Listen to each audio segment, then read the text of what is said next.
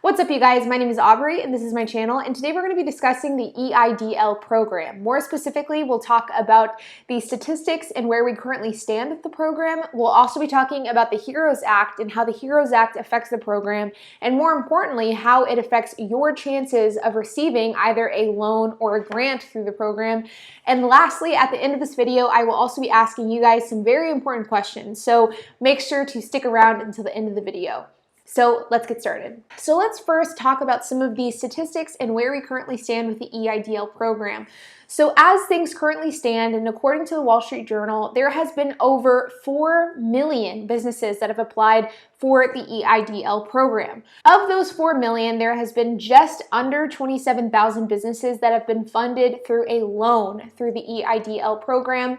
And of that 4 million, there has been just over 755,000 businesses that have received a grant through the EIDL program. With the same study done by the Wall Street Journal, it seems as though the average grant amount being distributed to businesses is about $4,360. And the average loan amount being distributed to businesses is just under $207,000. One thing that I think is important to mention, as I think it gives some really valuable insight how the SBA is handling the EIDL program and how they're kind of strategizing to stretch these funds as wide as possible, is that whenever the EIDL program was introduced by the CARES Act at the end of March, the maximum amount of money that a business could claim for and apply for was $2 million, meaning that in the best case scenario for businesses that had the qualifications and had the collateral available to secure a $2 million loan could do so under the EIDL program.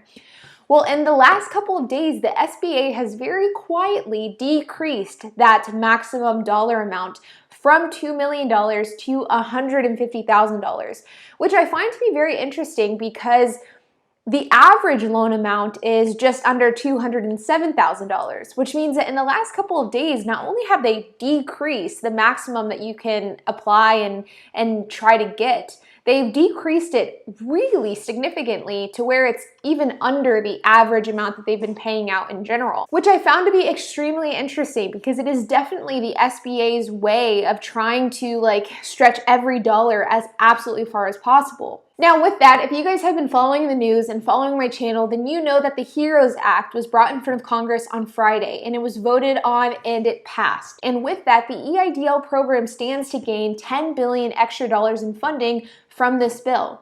You see, whenever the CARES Act was passed in March, it received $10 billion in funding. Then the SBA blew through that extremely quickly, so the government gave them $10 more billion in the middle of April. It is now almost the middle of May, and it looks as though they will get $10 more billion. But now begs the question of what does $10 extra billion mean for you? And what does that mean for your funding for the EIDL grant program? And the answer, unfortunately, is that it's extremely hard to say.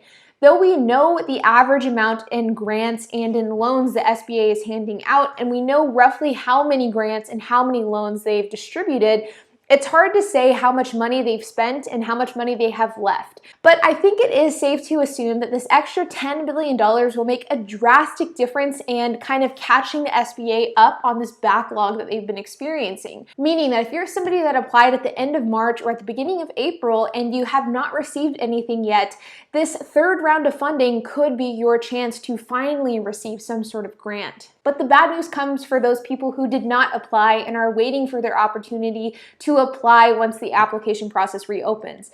And in my personal opinion, I do not see the SBA opening back up the EIDL application portal until they've caught up on all the loans and all the cash advances that they currently owe to businesses that have already applied.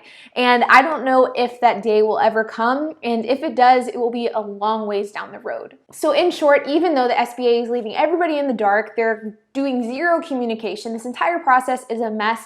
It does seem as though they are slowly but surely chipping away at the backlog that they have as far as EIDL applications go. And hopefully the HEROES Act will get passed sooner than later, and it can help speed this process up a little bit further. But now here's what I want you guys to do. Now, I've made a lot of videos about the EIDL program, the stimulus packages, the PPP over the last few weeks, and it seems like every single time I publish a video, there are more and more questions and comments and concerns concerns that pop up in the comment section of the video.